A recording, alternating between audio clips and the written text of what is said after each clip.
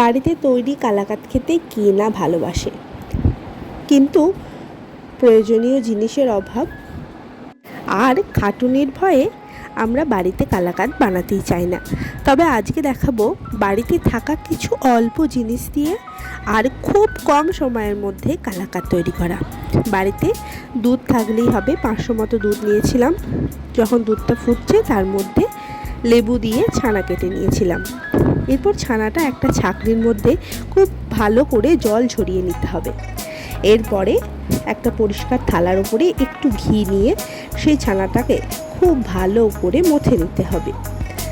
খুব সুন্দর করে মাখতে হবে যাতে ছানাটা একদম নরম হয়ে যায়, কোনো দলা না থাকে। তারপর একটা কড়া নিয়ে কড়াতে সামান্য ঘি দিয়ে ওই ছানাটাকে একটু ভেজে নিতে হবে খুব ভালো করে, এপাশ ওপাশ করে, না হলে কাঁচা ছানার একটা গন্ধ বেরোবে।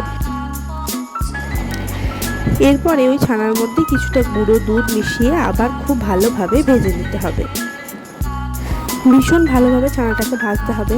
ছানাটা যেহেতু আমরা লেবুর রস দিয়ে কেটেছি, তাই ছানাটা খুব ভালো করে না ভাজলে কালাকাঁদ হয়ে যাওয়ার পরও লেবুর একটা হালকা গন্ধ থেকেই যাবে।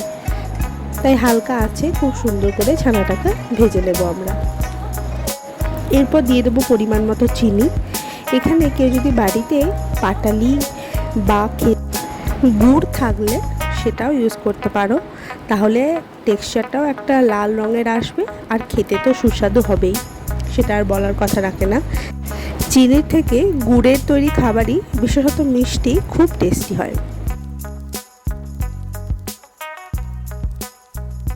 ছানার মণ্ডটা রেডি হওয়ার পর একটা পাত্রে ঢেলে নিয়েছিলাম। তারপর খুন্তি করে সাইড করে চারকোনা করে কেটে কেটে নিলেই একদম তৈরি হয়ে যাবে বাড়ির তৈরি পারফেক্ট কালাকাঁদ।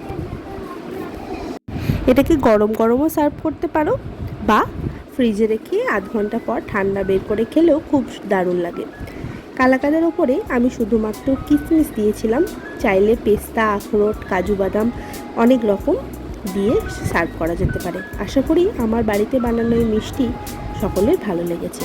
ভালো লাগলে একটা সাবস্ক্রাইব অবশ্যই করবে। ধন্যবাদ।